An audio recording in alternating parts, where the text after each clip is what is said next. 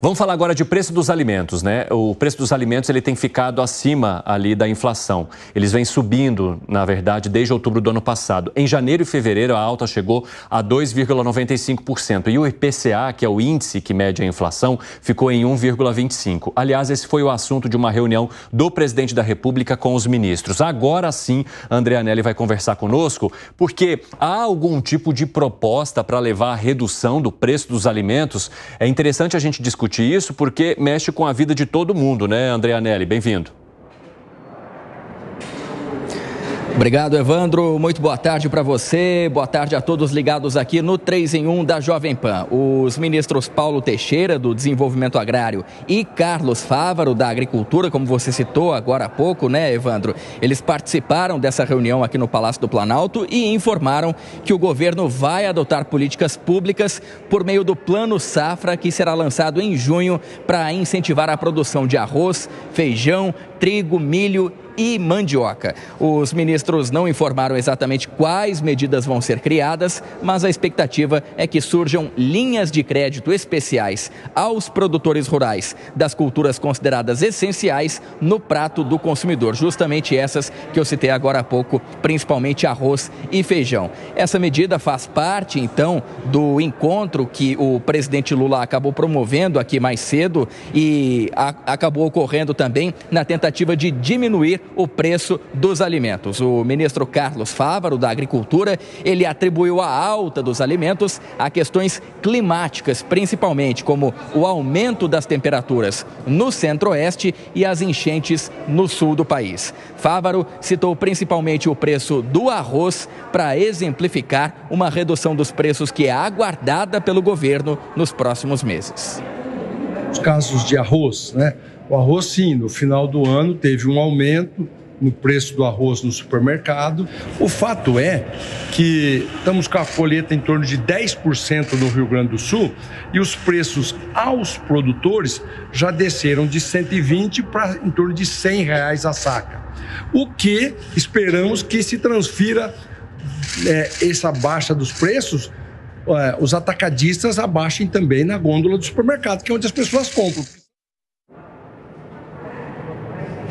E conforme o IBGE divulgou na semana passada, a alimentação no domicílio teve nova alta forte de 1,12% em fevereiro, contribuindo diretamente para a inflação de 0,83% no mês. Essa alta do preço dos alimentos foi identificada pelo governo como um dos motivos, então, para a última queda na popularidade do presidente Lula, que foi revelada pela pesquisa Quest, divulgada na semana passada. Essa pesquisa mostrou que 51% dos entrevistados aprovam o trabalho de Lula, um índice que é de 3 pontos percentuais menor do que o registrado em dezembro, quando foi divulgada a última pesquisa desse mesmo instituto. O governo Lula, então, acredita que o preço dos alimentos é o principal fator que contribuiu, então, para essa última queda de popularidade relacionada à última pesquisa e, por isso, agora corre contra o tempo para diminuir o preço dos alimentos e tem na manga o Plano Safra, que sempre é lançado em junho de todo o ano, de uma safra para outra, começando já a safra, nesse caso, 2024 ou 2025, para acabar, então, fazendo políticas públicas, principalmente linhas de crédito ao produtor rural. Evandro. Muito obrigado, André Anelli, por todas as informações. Bom trabalho para você. Tá aí um calo no pé do governo, né? Porque a principal proposta nesse retorno, nesse Lula 3, é justamente o acesso à alimentação cada vez maior por parte das famílias, principalmente as mais pobres. E aí a gente tem um aumento no preço dos alimentos e destes alimentos que são os básicos aí do prato dessas famílias. Vocês acreditam nessas propostas como solução para redução ou para queda, hein, Luiz Felipe Dávila? Não, não acredito. Por quê? Vou explicar por quê. Porque, primeiro assim, preço de alimento é sazonal. Como o ministro está correto. Você não controla clima. E o clima interfere diretamente no preço de qualquer produto agrícola, seja o arroz ou feijão. Então não adianta, não é falta de subsídio, não é falta nada disso. O que o governo precisa fazer para que diminua a volatilidade da sazonalidade de preço é fazer algo que eu já cobrei várias vezes aqui no 3 em 1, que é criar armazém. Nós precisamos de lugar para armazenar esses produtos no Brasil. Porque se a gente tivesse grande estoque de alimentos... Sabe nos Estados Unidos... Mas você propõe uma atuação, a volta de uma atuação mais intensa da Conab, por exemplo? De jeito nenhum. Se você criar lugares, silos grandes para armazenar esses grãos, a volatilidade de preço diminui. Você pegar os Estados Unidos, você tem praticamente mais de um ano de comida, de grãos guardado em grandes silos, em grandes armazéns. Então, o que acontece? Se você não tiver lugar para armazenar a comida, você tem que colher e vender pelo preço de mercado. Então, você tem a sazonalidade, a volatilidade do preço do momento. Então, é um problema. Quando você fala do não uso da Conab, então, qual que é a sugestão que você dá? Por isso mesmo. Por onde, quem forneceria esses silos de armazenamento, por exemplo? É olhar onde dá certo. Sabe onde dá certo? Paraná. Vai no Paraná. Um dos melhores estados do Brasil em organização de cooperativa. Você vai lá... Tem as cooperativas gigantescas, com silos imensos, que todo produtor agrícola, quando colhe a sua safra, deposita nesse grande armazém. O que acontece? Ele vende quando ele acha que o preço está bom, porque ele consegue armazenar aquilo e vender no melhor preço de mercado. O problema é que, se você não tem isso, você é obrigado a vender. E aí aumenta a volatilidade. Então, o que o governo precisa fazer é seguir o bom exemplo das cooperativas e não é se meter, não. Por exemplo, se quiser dar mais financiamento para essas cooperativas, criar espaços maiores de silagem, de armazenamento, já é o suficiente. O jeito para diminuir a volatilidade do preço de alimentos é ter como estocar. Se você não tem como estocar, você não tem como fazer. Essa é uma demanda do setor agrícola há muito tempo. Nós precisamos disso para arroz e feijão, como para milho e soja.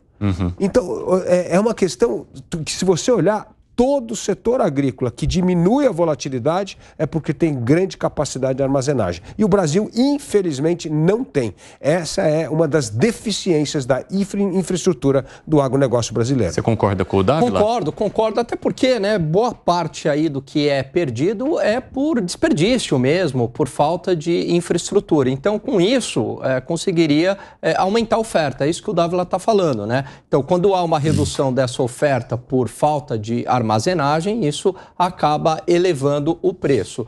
E é claro que o presidente, ele foi equivocado, porque durante a campanha ele usou muito dessa questão do alimento, né? Ele falou, olha, brasileiro vai voltar a comer picanha. Só que o mundo mudou, quer dizer, ele está acreditando que era o mesmo crescimento econômico lá de trás que possibilitou ali uma migração da renda da classe C para B, da B para A, da D para C, e possibilitou ali pessoas que até então não comiam carne, passaram a comer carne, porque a conjuntura internacional era altamente favorável. O Brasil surfou muito bem nessa onda. Agora o mundo está muito mais difícil, muito mais restritivo, taxas de juros elevadas no mundo inteiro para combater a inflação, reflexo aí da pandemia. E apesar, eu acho que é isso que intriga muito o governo, que apesar da melhora de alguns indicadores econômicos, então inflação estabilizada, cedendo, crescimento foi acima de esperado, 2,9% no ano passado, recuperação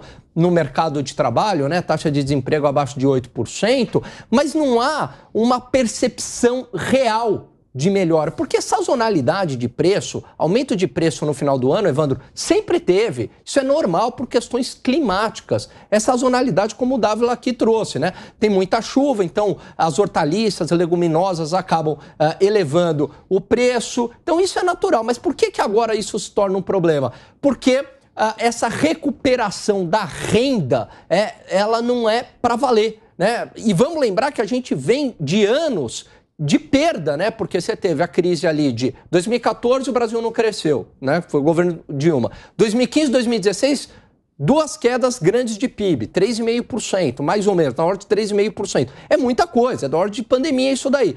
Aí vem governo Temer para fazer o ajuste, e aí é um crescimento econômico pequeno, a gente está falando ali em torno de 2%. Aí primeiro ano de Jair Bolsonaro, 1,8%. Teve greve de caminhoneiro que também atrapalhou o crescimento econômico. E aí, quando a gente está começando a melhorar, fazer reformas estruturantes, o que acontece? Vem a pandemia. Então, a gente apanhou muito durante 10 anos, né? Perdeu muita renda durante 10 anos. Então, agora, uma recuperação de 3% de crescimento econômico não é suficiente para ter uma sensação de recuperação real e que atinja a população. Quero te ouvir, Piperno. Alan, no caso da picanha, a picanha, curiosamente, ela teve seu preço reduzido. Agora, é bom que a gente faça esse registro. Agora, no caso do arroz e feijão, por mais que o governo pense em medidas, né, para tentar, de certa forma, inibir um pouco esses reajustes, o ministro está certo. Quer dizer, há a questão climática, e aí não há governo no mundo que possa, enfim, regular isso. Mas também não há medida de curto prazo que o governo possa adotar para fazer com que agora em abril, por exemplo, os preços já sejam menores. Não dá. Então, o governo tem que tomar medidas, pensar em medidas com outro horizonte de médio e de longo prazo. Você concorda com essa infraestrutura de abastecimento como solução? Veja, o Dávila falou na questão dos silos. Na questão de armazenagem. O ano passado, quando o governo anunciou o Plano Safra, e o governo, até para tentar fazer um afago com o setor do agronegócio, com quem não tem uma relação exatamente cordial e amistosa, o governo dizia, enfim, anunciava esse é o maior Plano Safra da história e tal, não sei o quê. Bom, logo depois desse anúncio, o professor Roberto Rodrigues, que é uma referência em agronegócio aqui no Brasil, ele escreveu um texto de página inteira em um jornal, não me lembro agora qual foi, e ele dizia o seguinte: ótimo que tenha sido com esse valor maior e tal, mas falta a esse Plano Safra contemplar 3 itens. Eu não me lembro os outros 2, mas eu me lembro ele falando de armazenagem. Porque aí é uma questão também muito simples da gente entender.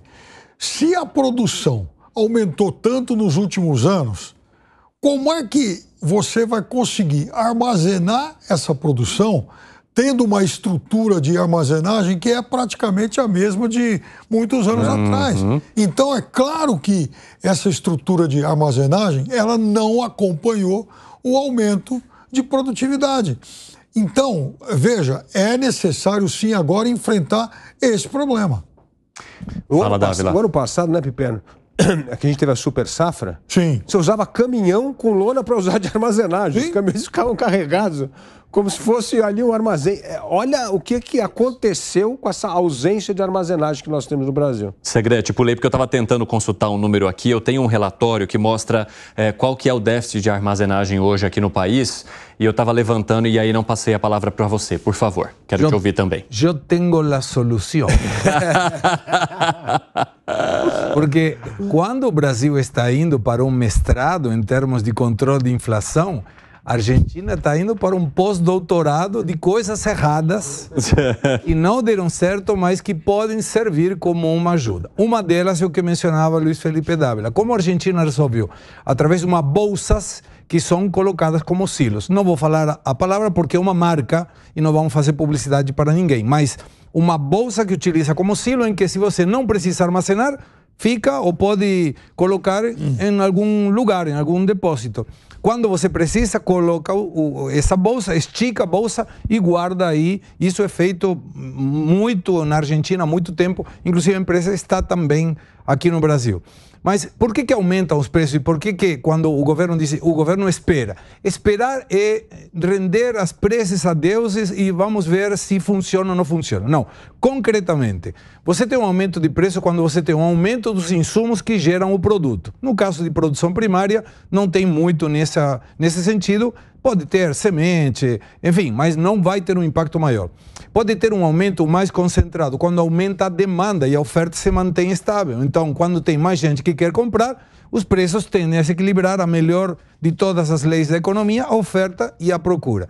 Você pode ter também um problema de infraestrutura, uma ponte que caiu, um problema não contingenciado, que é uma greve de transporte, um problema na alfândega, um problema no porto, que isso também puxa os preços para cima. Mas tem também um aumento de preços especulativos. E aí alguém pode dizer, eu vou reter a produção, não solto a oferta, especulando com que o dia de amanhã possa vender mais caro. A Argentina teve isso no mês passado. E aí? E como resolveu? Imediatamente, e aí ele fez uma questão de curto prazo, muito rápido. Tirou o imposto de importação de todos os produtos alimentares que estavam subindo. Então, quando alguém precisava comprar algum produto e o produtor nacional estava colocando caro por uma especulação, habilita a importação, traz produto de fora e não paga imposto. Diminui o imposto. Aí o produtor fala, peraí, se esse vem, eu vou ter que engolir a minha produção, porque ele vai vender mais barato. E o comprador vai falar, você estava especulando, então eu vou comprar do outro, porque você está me prejudicando. Então, são essas premissas que o governo tem que ver, mas não é esperar, é tomar políticas, no caso públicas, curto prazo, ou de Estado, como poderia ser uma ampliação da quantidade de depósitos aqui para alimentos. Exatamente. E, Evandro, você sabe que agora o governo vai ter para a gente ir pro break. Não, ele tem um duplo problema, né? Por quê? Porque a safra agrícola desse ano vai ser menor, tem problema de El Niño, então, assim, crescimento econômico menor por conta da agropecuária, isso também pega em preços mais elevados. Então, problema inflacionário de menor crescimento econômico. Rapidamente, só para a gente fechar nossa discussão, hoje a estimativa de déficit de armazenagem aqui no Brasil é de mais de 100 milhões de toneladas. Só no Centro-Oeste há um déficit de 50 milhões, no Sudeste 2,3, no Sul 10,4, Nordeste 11,3. Se a gente comparar, por exemplo, com outros países, Canadá tem 85% de capacidade de armazenagem, Brasil tem 14%. Esses números já deixam clara aqui a necessidade da nossa discussão.